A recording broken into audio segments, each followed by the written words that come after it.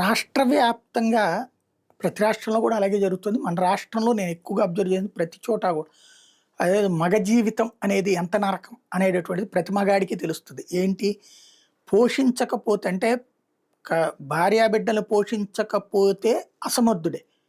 తల్లిదండ్రులు పోషించకపోయినా అసమర్థుడే.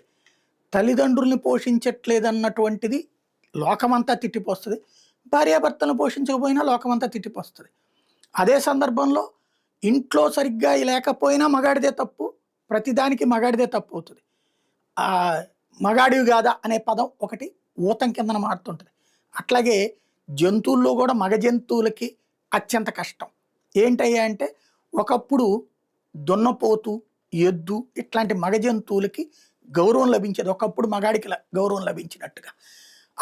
ఇప్పుడు ఏంటయ్యా అంటే అవి పుట్టగానే వదిలేస్తున్నారు. ఎందుకని ఇప్పుడు పొలాలకి సంబంధించిన పనులు ఏవి ఎడ్లతో చేయించట్లేదు. ఎడ్లను పోషించడం, దున్నపోతులు పోషించడం, మగ ఆవులు అనాలేమో వాటిని పోషించడం కష్టమైపోతుంది.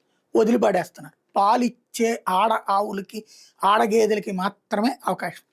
వదిలిపడేస్తున్నారు. వీధుల్లో అవి తిరుగుతూ ఉన్నాయి. వాటికి తిండి పెట్టేటటువంటి ఇది చాలా చాలా చాలా చాలా తక్కువ.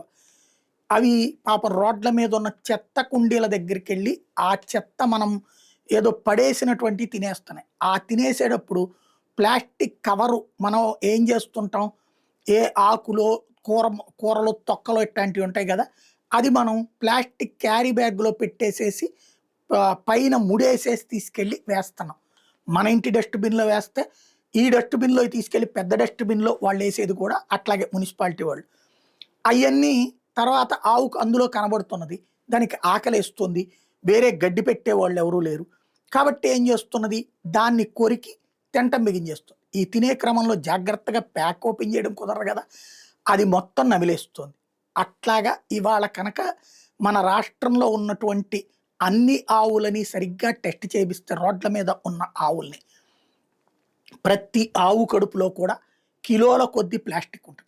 కొన్ని రోజులు పోయాక ఈ ప్లాస్టిక్తో వాటి జీర్ణ వ్యవస్థ నాశనం అయిపోయి ప్రాణాలు కోల్పోయినా పట్టించుకునేవాళ్ళు లేరు. మళ్ళీ అదే కార్పొరేషన్ వాళ్ళు తీసుకెళ్ళి ఆ డంపింగ్ యార్డ్ దగ్గర పడేసే పరిస్థితిలో ఉన్నది. ఇది ఎందుకు చెప్తున్నా అంటే తాజాగా కృష్ణా జిల్లా కేంద్రం మచిలీపట్నంలో ఆవుకు 3 గంటల పాటు శస్త్రచికిత్స చేసి కడుపులోంచి 52 కిలోల ప్లాస్టిక్ వ్యర్థాలు బయటకు తీశారు. నగరంలో రోడ్ల మీద తిరుగుతున్న ఆవులు మేత దొరక్క పోస్టర్లు ప్లాస్టిక్ వ్యర్థాలు తిని చాలా రోజులుగా ఇబ్బంది పడుతున్నాయి.